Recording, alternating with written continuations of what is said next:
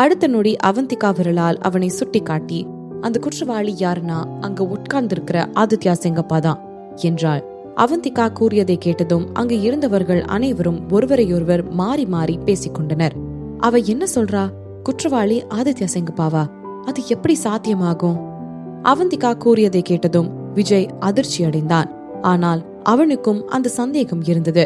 எனக்கு அப்பவே தெரியும், கண்டிப்பா அவன்தான் இந்த கேவலமான வேலையெல்லாம் பார்த்திருப்பான்னு என்றான். அது எப்படி மேஜர் ஆதித்யாவை குற்றவாளின்னு சொல்ற? அவந்திகா, அதுக்கு ஆதாரம் வேணும், வச்சிருக்கீங்களா? இது என்ன முட்டாள்தனமா இருக்கு? அது எப்படி ஆதித்யாவா இருக்கும் என்று ஆதித்யாவின் பக்கம் உள்ளவர்கள் அவந்திகாவை பார்த்து கேள்வி எழுப்ப தொடங்கினர். ஆனால் ஆதித்யாவிற்கோ எந்த விதமான பயமோ கவலையோ இல்லாமல் அவந்திகாவை முறைத்து பார்த்தான். அவனுடைய கண்கள் அவளை பார்வையிலேயே கொன்றுவிடும் போல் இருந்தது. அவந்திகாவும் தைரியமாக அவனை பார்த்து கொண்டிருந்தாள். அவந்திகா, ஆதித்யா செங்கப்பா தான் உண்மையான குற்றவாளின்னு சொல்றீங்களா என்று ஜட்ஜ் கோபத்துடன் கேட்டார். மிதுனின் தரப்பை தவிர எல்லோரும் அவளை ஒரு பொய்யான குற்றச்சாட்டை முன்வைத்ததாக நினைத்தார்கள். எல்லாவற்றிற்கும் மேலாக ஆதித்யாவின் கடின உழைப்பு, அறிவு, அவரை போன்ற ஒரு கடின உழைப்பாளி எவ்வாறு சட்டவிரோதமான ஆயுதங்களை விற்பனை செய்வார்? எஸ் யுவர் ஆனர், அதுதான் நானும் சொல்றேன் என்று அவந்திகா நம்பிக்கையுடன் கூறினாள். ஆதித்யா தான் ஐவி சிண்டிகேட்டுங்கிற சட்டவிரோத ஆர்கனைசேஷனோட டீலிங் வச்சுக்கிட்டு வெப்பன்ஸ கடத்தி வித்தது. அதுவும் இல்லாம எனக்கும் சந்திரன் குடும்பத்துக்கும் நடந்த எல்லாத்துக்குமே காரணம் இவன் தான். மிதுனை இதுக்கு முன்னாடி கடத்தல் கேஸ்ல அரெஸ்ட் பண்ணது எல்லாமே இந்த ஆர்கனைசேஷனோட சேர்ந்துகிட்டு தான் பண்ணியிருக்கான் என்றாள். நீ சொல்றது எல்லாம் நம்ப முடியல, உன்னோட ஆதாரம் எங்க என்று ஜட்ஜ் கேட்டார்.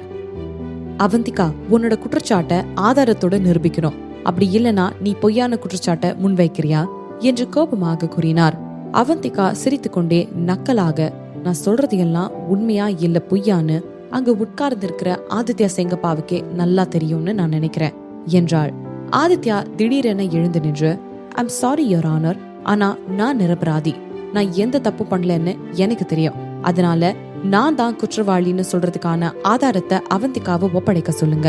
அப்படி இல்லனா ஒரு மிலிட்டரி ஜெனரல அவதூறா பேசியதுக்கு அவந்திகா மேல என்னால கேஸ் போட முடியும் என்றான். ஏற்கனவே அவளுக்கு எதிரா கேஸ் இருக்கு, அவள் பொய்யாதான் சொல்றா. எல்லாம் சரி, உண்மையான குற்றவாளிக்கான ஆதாரத்தை எங்களிடம் காட்டுங்கள் என்று எல்லோரும் கேட்க தொடங்கினர். விஜய்க்கும் ஒன்றும் புரியவில்லை. அங்கிருந்து கொண்டே, அவந்திகா, அவங்களுக்கு எல்லா ஆதாரத்தையும் காட்டுங்க, எல்லாம் எப்படி பேசுறாங்க பாருங்க என்றான். என்கிட்ட ஆதாரம் எதுவும் இல்ல, ஆனா குற்றவாளி ஆதித்யா செங்கப்பாதான்னு நான் உறுதியா நம்புறேன் என்று அவந்திகா அமைதியாக கூறினாள். அவள் கூறியதை கேட்டதும் விஜய் அதிர்ச்சி அடைந்தான். அவந்திகா என்ன சொல்றாங்க? அவங்க கிட்ட ஆதாரம் எதுவும் இல்லையா? அவள் கூறியதை கேட்ட மிதுனும் அதிர்ச்சி அடைந்தான். மனதிற்குள்ளே, அவந்திகா அண்ணி, இப்ப நீங்க என்ன கிண்டல் பண்றீங்களா? அதுக்கான நேரமோ இடமோ இது இல்ல, பிளீஸ் அண்ணி, ஆதாரத்தை எல்லாம் கொடுத்துடுங்க. ராஜச்சந்திரனும் அதிர்ச்சி அடைந்தார். அனைவரும் அவந்திகாவின் பதிலால் திகைத்து போனார்கள். இறுதியாக யாரோ சிரிக்க ஆரம்பித்தனர். உன்கிட்ட எந்த ஆதாரமும் இல்லாம மத்தவங்க மேல எவ்வளவு தைரியமா குற்றம் சாட்டுற? இவெல்லாம் வாயால பேசினா காரியம் ஆயிடும்னு வந்திருக்கா. கோர்ட் சட்டம் இதெல்லாம் என்னன்னு தெரியும்ல, நேரத்தை வேஸ்ட் பண்ணாம தீர்ப்பு சொல்லுங்க யுவர் ஆனர் என்று அங்கு இருந்த ஒருவர் கூறினார். இது ஒரு மிலிட்டரி கோர்ட். அவந்திகா, நீ சட்டத்தையும் கோர்ட்டையும் அவமானப்படுத்திட்ட. இதோட விளைவு உன்னால தாங்கவே முடியாது என்று அங்கிருந்தவர்கள் அவளை கடுமையாக திட்டினர். ஜட்ஜ் கூட கோபமடைந்தார். அவந்திகா, இந்த இடம் என்னன்னு உனக்கு தெரியுமா? கோர்ட்டோட புனித தன்மையை கெடுக்க உனக்கு எவ்வளவு தைரியம்? இந்த அவமதிப்புக்காக உன்னை என்னால ஜெயில கூட தள்ள முடியும் என்றார். ஆதித்யா கோபமாக, யுவர் ஆனர், அவதான் சரண்டர் அடைய தயாராக இருக்கா, சீக்கிரம் அவளை அரெஸ்ட் பண்ண சொல்லுங்க என்றான். இவ்வளவு தூரம் எல்லாம் நடந்து கொண்டிருக்கும் போது இங்கு வித்யுக்தா பயத்தில் உறைந்து போனாள். ஆதித்யா இங்கு நுழைந்த போது எந்த காரணமும் இல்லாமல் அவள் பயந்து விட்டாள். ஆனால் அந்த பெண் ஒரு முட்டாள்தான் என்று தோன்றியது. அவந்திகா போன்ற முட்டாள்கள் இது போன்று செய்வார்கள் என்று எண்ணினாள். போலீஸ், அவளை அரெஸ்ட் பண்ணுங்க என்று ஜட்ஜ் உத்தரவிட்டார். இருந்தாலும் அவந்திகாவுடன் வந்த காவல்துறையினரால் அவர்கள் தடுத்து நிறுத்தப்பட்டனர். வெயிட், அரெஸ்ட் பண்ணாதீங்க என்று வந்திருந்த காவல்துறை அதிகாரி கூறினார். அவர் காவல்துறை தலைவர் என்பதை அங்கு இருந்தவர்கள் இறுதியாக உணர்ந்தனர். அவர் ஏன் தனிப்பட்ட முறையில் அங்கு இருந்தார்? ஜட்ஜ் குழப்பத்துடன், மகேஷ்குமார், ஏன் அரெஸ்ட் பண்ண வேண்டாம்னு சொல்றீங்க என்று கேட்டார். மகேஷ்குமார் ஒரு ஆவணத்தை எடுத்து ஜட்ஜிடம் கொடுத்தார். இது காங்கோ நாட்டிலிருந்து எமர்ஜென்சி ஃபேக்ஸ் மூலமா வந்த ஆவணம். யுவர் ஆனர், பிளீஸ் அதை முதல்ல பிரிச்சு படிங்க என்றார். ஜட்ஜ் மிகுந்த ஆர்வத்துடன் அந்த அதிகாரியிடம் இருந்து ஆவணத்தை வாங்கி பிரித்தார். அது என்னவாக இருக்கும் என்று எல்லோரும் ஆர்வமாக இருந்தனர். காங்கோ என்ற வார்த்தையை கேட்ட ஆதித்யாவின் முகம் அதிர்ச்சி அடைந்தது. அவந்திகா அவனுடைய முகத்தை கோபமாக முறைத்து பார்த்தாள். அது என்னன்னு தெரியுமா? திமிராக கேட்டபடியே அவந்திகா அவனை நோக்கி சென்றாள். இது நீ பண்ண எல்லா தப்புக்கான ஆதாரம். கூடிய சீக்கிரமே நீ செஞ்ச பாவத்துக்கு எல்லாம் சேர்த்து வச்சு உனக்கு தண்டனை கிடைக்கும். Wait and see. இதுக்கப்புறம் என்ன நடக்க போகுதுன்னு பார்க்க தானே போற என்றாள். அவன் அழிய போகிறான் என்று தெரிந்தும் கர்வத்துடன் அவளின் அருகில் சென்று, என்ன ஆதாரம் வச்சிருக்க? நீ ஏதோ வச்சிருக்கேன்னு சொன்னா நான் பயந்துடுவேன்னு நினைச்சியா? நீ திரும்ப திரும்ப என் மேல பொய்யா பழி போட்டுக்கிட்டு இருந்தா நான் இனியும் வாயை மூடிட்டு உட்கார்ந்திருக்க மாட்டேன் என்றான். அவந்திகா சிரித்து கொண்டே திமிராக அவனிடம், நீ சந்திரன் குடும்பத்துக்கும் எனக்கும் திரும்ப திரும்ப ஏதோ கெடுதல் பண்ணலாம்னு நினைச்ச. நான் இன்னும் உன்னை தடுத்துக்கிட்டே இருப்பேன்னு நினைக்காத. இனியோ நான் உனக்கு தயவு தாட்சியம் எல்லாம் பாத்துக்கிட்டு இருப்பேன்னு சத்தியமா யோசிச்சு கூட பாத்துறாத. ஆதித்யா, உனக்காக ஜெயில கம்பிலாம் ரொம்ப காலமா காத்துட்டு இருக்கு. நீ எப்ப வந்து அதெல்லாம் என்ன போறேன்னு ஏங்கிக்கிட்டு இருக்கு. அதனால போ, சீக்கிரம் போ. இன்னைக்குதான் நீ ஃப்ரீயா இருக்கிற கடைசி நாள், ஓகேவா என்றாள். ஆதித்யா இவள் பேசுவதை கேட்டு மிகுந்த கோபம் அடைந்தான். வித்யுக்தா கோபமாக அவந்திகாவை திட்டினாள். அவந்திகா, திமிர் புடிச்சவளே, உனக்கு கண்ணு தெரியுதுல? இந்த இடத்துல இருக்கிறவங்க எல்லாரையும் பாரு. நீ யார் மேல பழி போடுற? இங்க இருக்கிறவங்க எல்லாரையும் விட நீதான் ரொம்ப கீழே இருக்க. அதாச்சும் உனக்கு தெரியுதா? உன்னோட வாயை கொஞ்சம் மூடிக்கிட்டு போ, போயிட்டு ஒரு ஓரமா நில்லு என்று திமிராக பேசினாள். அவந்திகா திரும்பி அவளை பார்த்தாள். வித்யுக்தாவை பார்த்து சிரித்து கொண்டே, எனக்கு எல்லாம் தெரியும். நீ ஏதோ எனக்கு ஞாபகப்படுத்தணும்னு அவசியம் இல்ல. இப்ப ஆதித்யா தான் குற்றவாளின்னு உறுதிப்படுத்திடுவாங்க. அதனால நீயும் அவனு தான் ரொம்ப க்ளோஸ் ஆச்சே. அதனால உன்னையும் சந்தேகத்தின் பேர்ல அரெஸ்ட் பண்ணுவாங்க. கவலைப்படாத யுவர் ஆனர். நீங்க ஆதித்யா செங்கப்பாவை விசாரிக்கும் போது இந்த பெண்ணையும் சேர்த்து விசாரிங்க, மறந்துடாதீங்க என்று நக்கலாக கூறினாள். அவள் கூறியதை கேட்டு கோபத்தோடு, எவ்வளவு தைரியம் இருந்தா ஏன் மேலேயும் சேர்த்து பழி போடுவேன்? உனக்கு திமிரு அதிகம் தாண்டி. ஆதித்யா மேல எந்த தப்பு இல்லைன்னு நிரூபிக்கட்டும், அப்புறம் இருக்கு உனக்கு. உன்னை கண்டிப்பா கொல்லாம விடமாட்டேன் என்று மிரட்டினாள். ஆதித்யா அவ்வளவு சீக்கிரத்தில் மாட்டிக்கொள்ள மாட்டான் என்று அவள் நம்பினாள். எல்லாவற்றிற்கும் மேலாக அவனுடைய குற்றத்தை யாராலும் கண்டுபிடிக்க முடியாது என்று ஆதித்யாவே இவளிடம் கூறியிருக்கிறான். அவந்திகா கிண்டலாக, ஆதித்யா ஜெயிலுக்கு போற நாளுக்கு தான் வெயிட் பண்றேன். நீங்க அழியறது நான் கண்ணை நல்லா திறந்து வச்சுக்கிட்டு உன்னிப்பா கவனிக்க போறேன். பார்க்கலாமா? இந்த நாளுக்காக தான் நான் ரொம்ப நேரம் வெயிட் பண்ணிட்டு இருக்கேன் என்று கூறினாள். இந்த நாளிற்காக அவள் மிகவும் கஷ்டப்பட்டிருக்கிறாள். அவள் இத்தனை நாள் கஷ்டத்திற்கு இந்த ஒரு தீர்ப்பு தான் சந்தோஷத்தை கொடுக்கும். அவள் கண்களை திறந்து முடிவை உன்னிப்பாக பார்க்க போகிறாள். அவந்திகாவுடன் பேசிய பிறகு ஆதித்யாவின் மனதிற்குள் பயம் சூழத் தொடங்கியது. கோர்ட்டின் சூழ்நிலை பதற்றமடைய தொடங்கியது. சில காரணங்களால் ஏதோ பெரிய விஷயம் நடக்கப் போகிறது என்று அவர்கள் உணர்ந்தார்கள். தகவல்களை படித்துக் கொண்டிருந்த ஜட்ஜ் எதிரே நின்று கொண்டிருந்த மகேஷ்குமாரை பார்த்தார். இதுல உள்ளது எல்லாம் உண்மையா என்று திடீரென அவரிடம் கேட்டார். மகேஷ்குமாரும் ஆமாம் என்று தலையாட்டி அவரிடம் விளக்கம் அளித்தார். இந்த தகவல் எல்லாம் காங்கோ நாட்டோட தூதரகத்திலிருந்து வந்திருக்கு. அது வந்த உடனே எடுத்துக்கிட்டு இங்க வந்துட்டோம். அதுவும் இல்லாம இந்த ஆவணத்துல அந்த நாட்டோட பிரசிடென்டோட முத்திரையும் அவரோட சைனும் இருந்துச்சு என்றார். ஜட்ஜ் உடனடியாக ஆதித்யாவை பார்த்து, போலீஸ், அந்த ஆதித்யா செங்கப்பாவை பிடிங்க. இப்ப சட்டவிரோதமா மிலிட்டரி வெப்பன்ஸ் கடத்தியது இவர்தான்னு உறுதியாயிடுச்சு. இந்த நாட்டோட பாதுகாப்புக்கும் உலக மக்களுக்கும் தீங்கு விளைவிக்கிற வகையில பயங்கரவாத அமைப்புடன் சேர்ந்து வேலை பார்த்ததும் உறுதியா இருக்கு. அதுவும் இல்லாம சந்திரன் குடும்பத்து மேல பழி போட்டவரும் இவர்தான். எல்லா தப்பும் இவரோடதுதான் என்று கோர்ட் நீதிபதி அதிரும்படி கூறினார். என்ன? அந்த இடம் முழுவதும் ஆச்சரியத்தில் திகைத்தது. விஷயங்கள் இந்த வழியில் மாறும் என்று அங்கு இருந்தவர்கள் யாரும் எதிர்பார்க்கவில்லை. ஆதித்யா செங்கப்பா தான் உண்மையான குற்றவாளியா? ஆதித்யாவும் அதிர்ச்சி அடைந்தான். அவனுடைய மனதில் பல எண்ணங்கள் ஓடியது. அவனுடைய குற்றங்கள் எல்லாம் கண்டுபிடிக்கப்பட்டாலும் அந்த நேரத்தில் அவனால் அதை நம்பவோ ஏற்றுக்கொள்ளவோ முடியவில்லை. ஆயுதம் ஏந்திய போலீஸ் தன்னை நோக்கி விரைந்து வருவதை பார்த்து ஆதித்யா அதிர்ச்சி அடைந்தான். அவன் பெரிதும் குழப்பத்தில் இருந்தான். இங்கு நடப்பது எல்லாம் ஒரு கனவு போல இருந்தது. கொஞ்ச நேரத்தில் எப்படியெல்லாம் தலைகீழாக இப்படி மாறியது? ஒரு நிமிடத்திற்கு முன்புதான் மிதுனுக்கு தண்டனை வழங்கப்படுவதை அவன் பார்த்து கொண்டிருந்தான். ஐவி சிண்டிகேட் அழிக்கப்பட்டது, மேலும் ஃபிளைங் டிராகன் யூனிட்டின் லீடராக போகின்ற மகிழ்ச்சியில் இருந்தான். அவனுக்கு எல்லாம் கையில் கிடைக்க வேண்டிய தருணத்தில் இப்படி. ஆனால் ஏன் இது எப்படி நடந்தது? அவன் செய்த குற்றங்கள் எல்லாம் திடீரென வெட்ட வெளிச்சத்திற்கு வந்தது.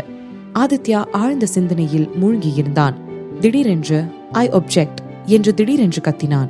அவன் ஜட்ஜை பார்த்து, நீங்க வச்சிருக்கிற ஆவணத்துல நான் தப்பு செஞ்சதுக்கான ஆதாரம் இருக்குன்னு சொல்றீங்க. என்னால அதை நம்ப முடியல. அது போலியானதா தான் இருக்கும்னு நான் சந்தேகப்படுறேன். ஐவி சிண்டிகேட் தான் அழிஞ்சு போயிடுச்சுல. அப்படி இருக்கிறப்போ இவங்களுக்கு ஆதாரம் எல்லாம் எப்படி கிடைச்சிருக்கோம் என்று முட்டாள்தனமாக கேள்வி கேட்டான். ஜட்ஜ் அதிகாரத்துடன், ஆனா இது போலியான ஆவணம் கிடையாது, இது உண்மையானதுதான். இந்த ஆவணம் காங்கோ நாட்டோட பிரசிடென்ட் அலுவலகத்திலிருந்து தான் வந்திருக்குது. இதுல உள்ள தகவல் ஐவி சிண்டிகேட் பேஸ்ல இருந்து தான் எடுக்கப்பட்டிருக்கு. அதனால இது எப்படி போலியாக இருக்கும்? நீங்க செஞ்ச குற்றங்கள் எல்லாம் தெல்ல தெளிவா எழுதப்பட்டிருக்கு என்று ஆணித்தரமாக கூறினார். ஆதித்யாவின் முகம் அதிர்ச்சியானது.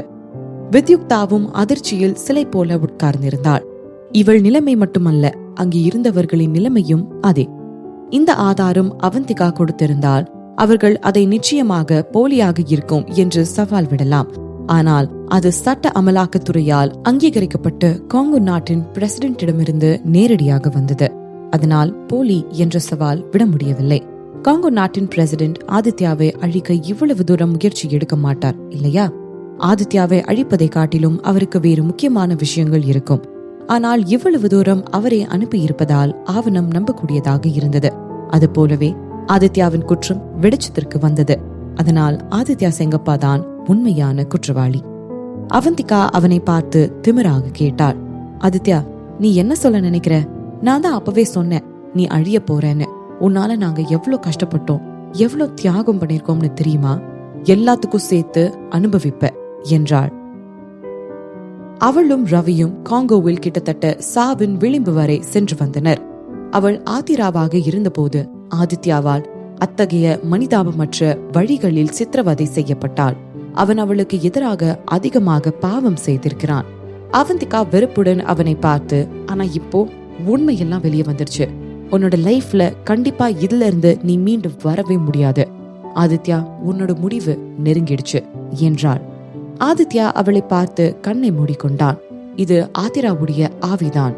தனது உயிரை கொல்ல மறுபிறவி எடுத்து வந்திருக்கின்றதோ என்று அவன் நினைத்தான்.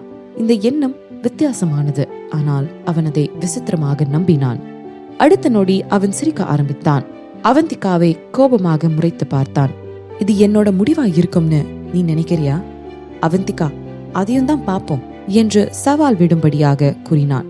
போலீஸ், அவனை கீழே இறக்கி அவருடைய கையில விலங்கு போடுங்க என்று நீதிபதி உத்தரவிட்டார். போலீஸ் உடனே அவனை சுற்றி வளைக்க தயாராகினர். அதற்குள் ஆதித்யா, யாரும் என்கிட்ட நெருங்காதீங்க, அவ்வளவுதான் சொல்லிட்டேன். எப்படி நடந்துக்கணும்னு எனக்கு தெரியும் என்று திமிராக பேசினான். அவந்திகாவை முறைத்து பார்த்துவிட்டு வித்யுக்தாவை பார்த்தான். அவளுடைய முகமானது கவலையில் வாடியது. அந்த சந்திரன் குடும்பத்தையே அழிக்க அவளிடம் இருந்த ஒரு துருப்பு சீட்டு இப்போது அவளுடன் இல்லை.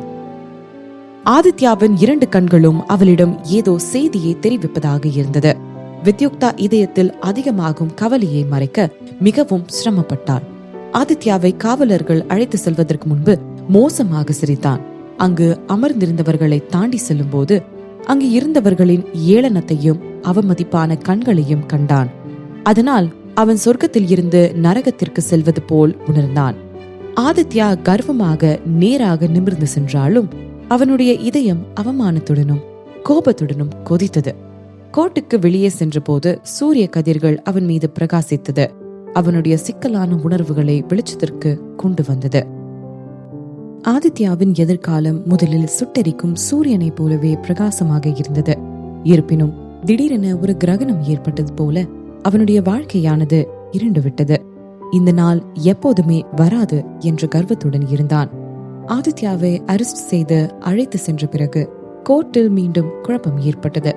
ஆதித்யா செங்கப்பா ஐவி சிண்டிகேட்டுடன் மறைமுகமான டீலிங் கொண்டிருந்தான் என்பதை அவர்களால் நம்ப முடியவில்லை. யோர் ஆனர், ஆதித்யா தான் குற்றவாளி என்று நிரூபிக்கப்பட்டுவிட்டது. அதனால எங்களுடைய பாஸ் நிரபராதி தானே, அவர்களை விடுதலை செஞ்சிடலாம்ல என்று சத்தமாக கேட்டான். அறை உடனடியாக அமைதியானது. அதற்கு ஜட்ஜ், காங்கோ அனுப்பியிருக்கிற ஆதாரங்களை வச்சு பாக்குறப்போ சென்னையில சட்டவிரோதமான ஆயுத கடத்தல் எல்லாத்துக்கும் காரணம் ஆதித்யா செங்கப்பா தான் தெளிவா தெரியுது. இருந்தாலும் மிதுன் மற்றும் அவந்திகா நாதன் இவங்க 2 பேரு மேலேயும் இருக்கிற சந்தேகம் இன்னும் தீர்க்கப்படல. அதனால இந்த கோர்ட் அவங்க 2 பேருக்கும் தற்காலிகமான ஜாமீன் கொடுக்குது. இன்னும் தேவையான ஆதாரங்கள் எல்லாம் கிடைச்சதுக்கு அப்புறம் இறுதி தீர்ப்பு வழங்கப்படும் என்றார். விஜய் உற்சாகமானான். பாஸ் வெளியில வந்துட்டாரு என்று ஆர்வத்தில் கத்தினான். மிதுனின் அருகில் நின்று கொண்டிருந்த 2 காவலர்களும் உடனடியாக அவனிடம் இருந்து நகர்ந்தனர். விஜயும் அக்ஷயும் மகிழ்ச்சியோடு மிதுனின் அருகில் சென்றனர். மீதமுள்ளவர்கள் இந்த சூழ்நிலையால் திணறினர். சிலர் கைதட்ட ஆரம்பித்தனர். ராஜச்சந்திரனும் கிருஷ்ணச்சந்திரனும் மகிழ்ச்சியுடன் சிரித்தனர். மிதுன் தனது நண்பர்களை பார்த்து சிரித்துக்கொண்டே அவந்திகாவை நோக்கி சென்றான். ரொம்ப தேங்க்ஸ் அண்ணி, ரொம்பவே ஆச்சரியமா இருந்துச்சு அண்ணி. நீங்க உண்மையிலுமே ஆதாரத்தோட திரும்பி வந்துட்டீங்க. எனக்கு எவ்வளவு சந்தோஷமா இருக்கு தெரியுமா என்று நன்றி கூறினான். அவந்திகா சிரித்துக்கொண்டே, எல்லாருக்கும் சந்தோஷமா இருந்தா எனக்கும் தான் ரொம்ப சந்தோஷமே என்றாள். அவந்திகா, நீங்க தான் என்னோட கடவுளே. நான் விஜய் என்னோட வாழ்க்கையில இதுவரைக்கும் எந்த பொண்ணாலையும் இவ்ளோ இம்ப்ரெஸ் ஆகல. நீங்க தான் முதலும் கடைசியுமா இருப்பீங்க என்றான். அவந்திகா, நீங்க திரும்பவும் எங்களை ஆச்சரியப்பட வச்சுட்டீங்க என்று அக்ஷய் பாராட்டினான். நீங்க எப்படி அது போல கஷ்டமான ஆதாரத்தை கொண்டு வந்தீங்க என்றான். அவந்திகாவிற்கு என்ன சொல்வது என்று தெரியவில்லை. நீங்க தப்பா நினைச்சிட்டு இருக்கீங்க. நான் நினைக்கிறேன் நான் ஒன்னும் ஆதாரங்களை கொண்டு வரல, அதுக்கும் எனக்கும் எந்த சம்பந்தமும் இல்ல என்று கூறினாள். இவள் கூறியதை கேட்டதும் விஜயும் அக்ஷயும் அதிர்ச்சி அடைந்தனர். அவள் கூறுவதும் சரிதான். ஆதாரம் காங்கோ நாட்டில் இருந்து வந்தது. அவளுக்கும் இதற்கும் எந்த தொடர்பும் இல்லை என்று தோன்றியது. ஆனால் அவள் தான் எல்லாம் செய்தாள் என்று அவர்கள் எப்படி நினைத்தார்கள்? மிதுன் தனது அண்ணியின் பெருந்தன்மையான மனதை நினைத்து ஆச்சரியப்பட்டான். இதில் அவளுடைய பங்களிப்பு இருக்கின்றது என்று வெளிப்படையாகவே தெரிகிறது. எனினும் அவள் அதை ஒரு ரகசியமாக வைத்திருக்க விரும்பியதால் மிதுனும் அதை வெளிப்படுத்தவில்லை. ஆனால் அதற்காக அவளை பற்றி பெருமைப்படுத்துவதையும் தடுக்க முடியவில்லை. உண்மையில் என் அண்ணியின் உண்மையான திறன் எவ்வளவு சுவாரஸ்யமானது என்பதை இந்த மக்கள் அறிந்து கொள்ள வேண்டும் என்று அவசியமில்லை. அதெல்லாம் விடுங்க, நீங்க இப்ப செஞ்சது உங்க மேல இருந்த மரியாதைய இன்னும் அதிகமாக்கிடுச்சு. அக்ஷய் தொடர்ந்து புகழ்ந்து பேசினான். எல்லாவற்றிற்கும் மேலாக ஆதித்யாவை நேரில் எதிர்கொள்ளும் தைரியம் யாருக்கும் இல்லை. ஆனால் அவந்திகா தான் அவனை தைரியமாக எதிர்கொண்டாள். விஜய் மனதார ஆதித்யா செங்கப்பா செஞ்ச தப்பெல்லாம் வெளிப்படுத்தப்படுறத பார்த்து ரொம்பவே சந்தோஷமா இருந்தது. அவ இவ்வளவு கேவலமா அவமானப்படுவான்னு நான் கொஞ்சம் கூட நினைச்சு பார்க்கல. அவனுக்கு சரியான தண்டனை தான் கிடைச்சிருக்கு. அது மட்டும் இல்லாம அவனுக்காக காத்திருந்த அப்பாயின்மெண்ட் ஆர்டரையும் கேன்சல் பண்ணிடுவாங்க என்று அக்ஷய் புன்னகையுடன் கூறினார். விஜய் மிதுனை பார்த்து மகிழ்ச்சியுடன் சிரித்தான். இவர்களின் சிரிப்புக்கான அர்த்தம் என்ன என்று அவர்களுக்கு மட்டுமே தெரியும். அது என்னவென்றால், அந்த அப்பாயின்மெண்ட் ஆர்டரில் ஆதித்யாவின் பெயருக்கு பதிலாக மிதுனின் பெயர் இடம்பெறும். நீண்ட காலத்திற்கு பிறகு பிளைங் டிராகன் யூனிட் இறுதியாக அவர்கள் வசம் வந்தது. அதை பற்றி யோசிப்பது அவர்களுக்கு மகிழ்ச்சியை அளித்தது.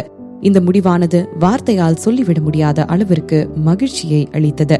அவந்திகாவும் குறிப்பாக மகிழ்ச்சியாக இருந்தாள்.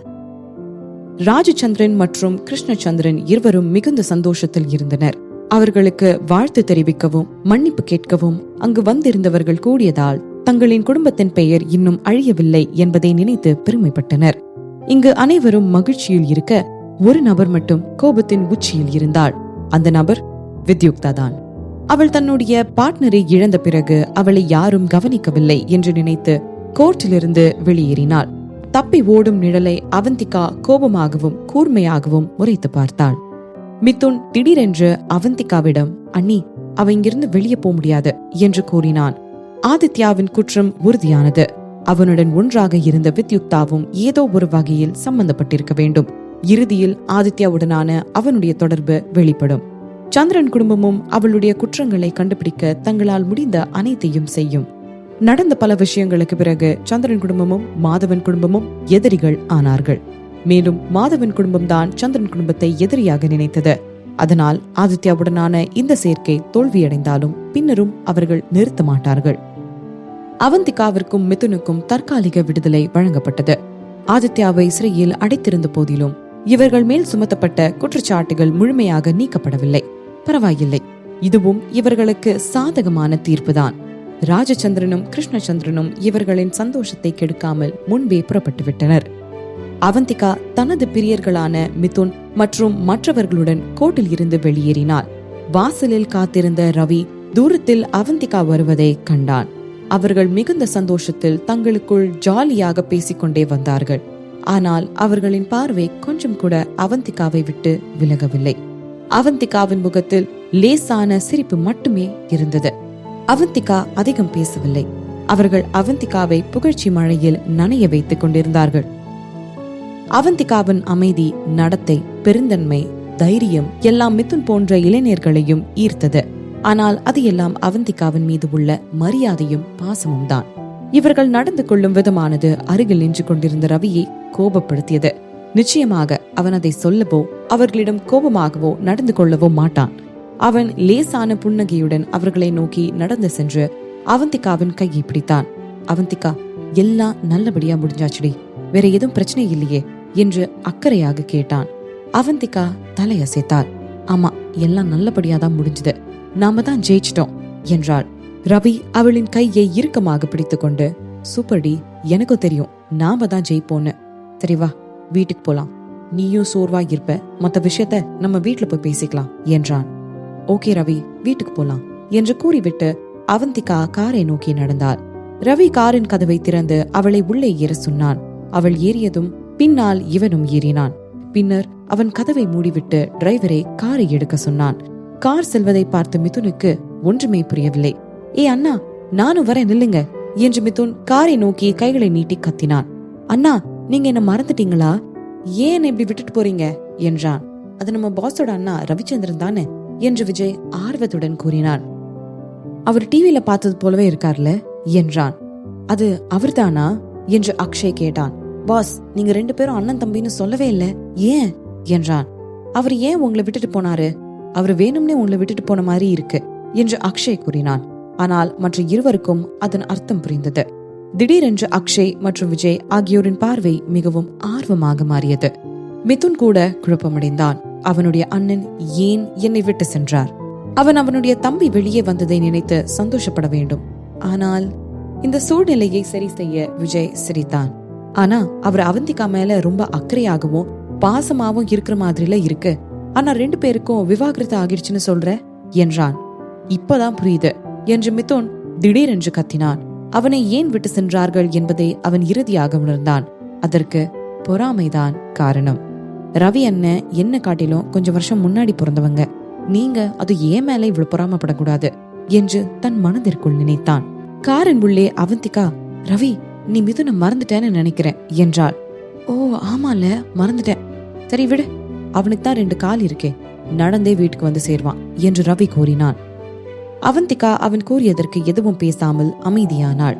சிறிது நேர அமைதிக்கு பிறகு, ரவி, நீங்க வேணும்னே பண்ண மாதிரி தெரியுது என்றாள். ரவி எதுவும் கூறாமல் அமைதியாக இருந்தான். அந்த நாள் ஆதித்யா சொர்க்கத்தில் இருந்து நரகத்திற்கு சென்றதால் அவன் ஜெயிலுக்கு செல்கிறான் என்பதால் சந்திரன் குடும்பம் மகிழ்ச்சியின் உச்சத்தில் இருந்தது. அவர்கள் தங்கள் மேல் விழுந்த குற்றச்சாட்டுகளை அழிக்க தேவையான ஆதாரங்களை இறுதியாக கண்டுபிடித்தார்கள். மிதுன் கூட இங்குதான் இருந்தான். சந்திரன் குடும்பம் அளவில்லா மகிழ்ச்சியில் இருந்தது. நாச்சியார் கூட மகிழ்ச்சியுடன் மிதுனுக்கு அருகில் அமர்ந்திருந்தாள். சுலோச்சனா இந்த மகிழ்ச்சியை கொண்டாட பெரிய டின்னர் பார்ட்டிக்கு ஏற்பாடு செய்திருந்தாள். அவள் ரவியிடம் கூறி அருணையும் அருண்மொழிநாதனையும் கூட அழைத்திருந்தாள். அருணும் அருண்மொழிநாதனும் அன்று காலையிலேயே அவந்திகாவிடம் இருந்து எல்லா விஷயத்தையும் கேட்டு தெரிந்து கொண்டார்கள்.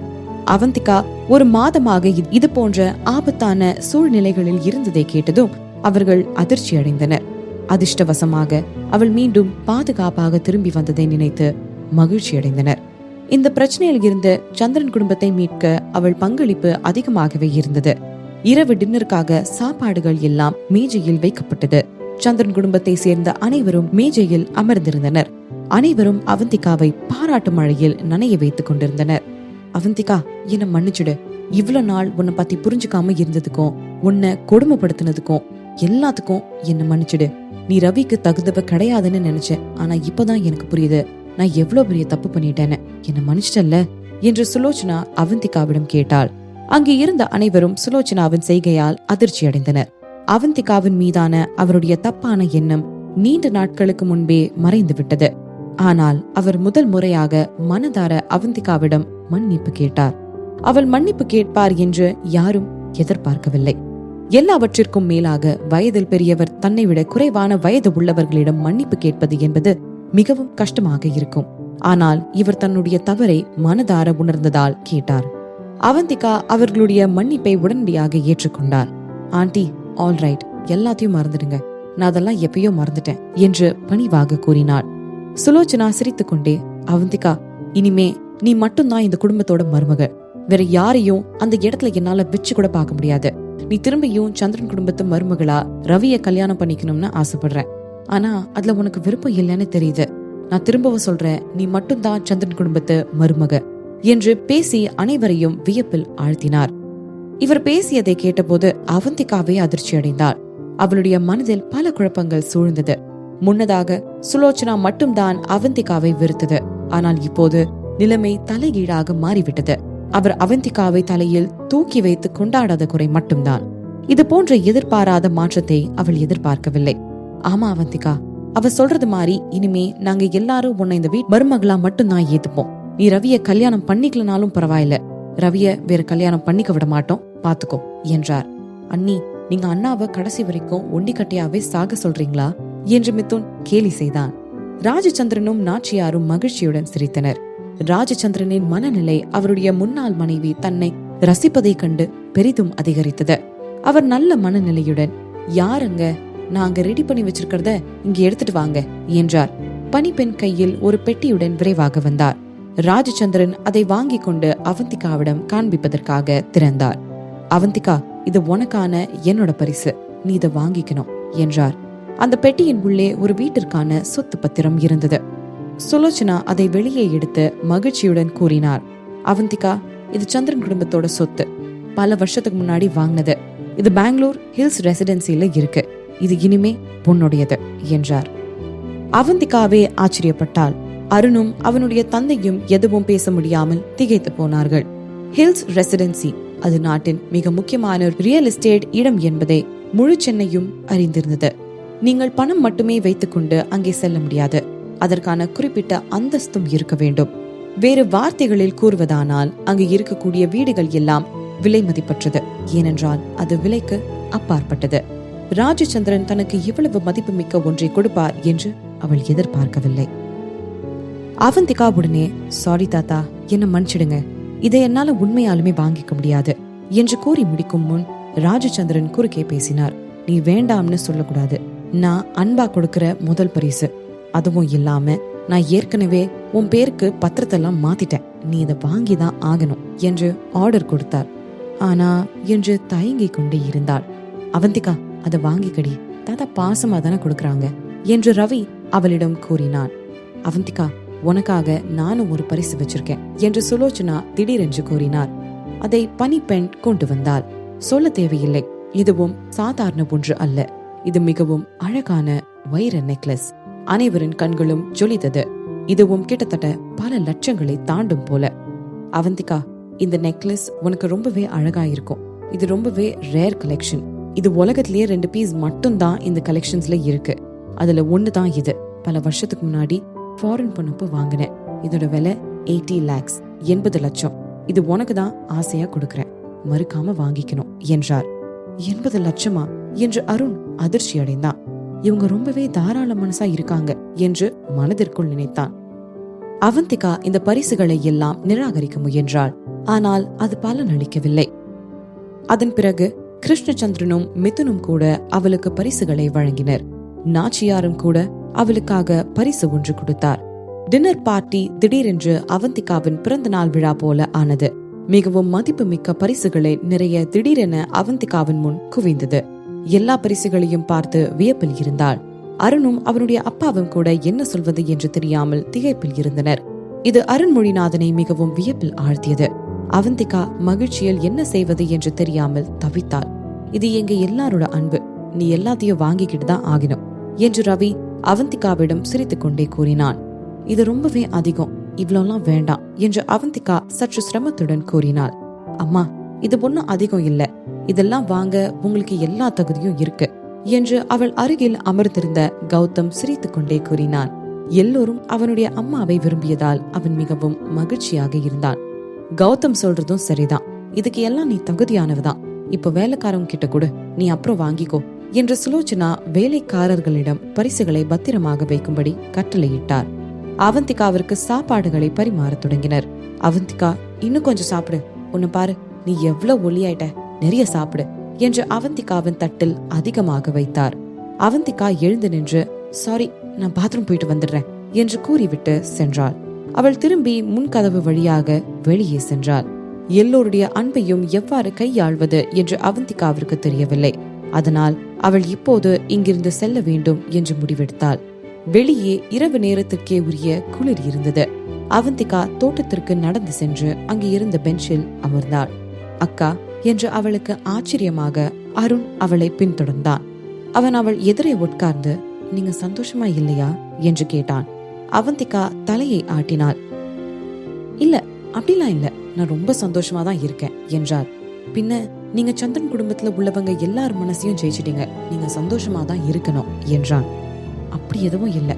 அருண் அவள் இன்னும் தன்னுடைய அக்காவாகத்தான் இருக்கிறாள் என்பதை கண்டு நிம்மதியடைந்தான். அவன் சிரித்துக்கொண்டே, உண்மையா அவங்க எல்லாம் அவங்க மேல காட்டின அன்பு மழைய பார்த்து நான் ஆச்சரியப்பட்டேன். இப்படிலாம் நடக்கும்னு நான் நினைச்சு கூட பார்க்கல என்றான்.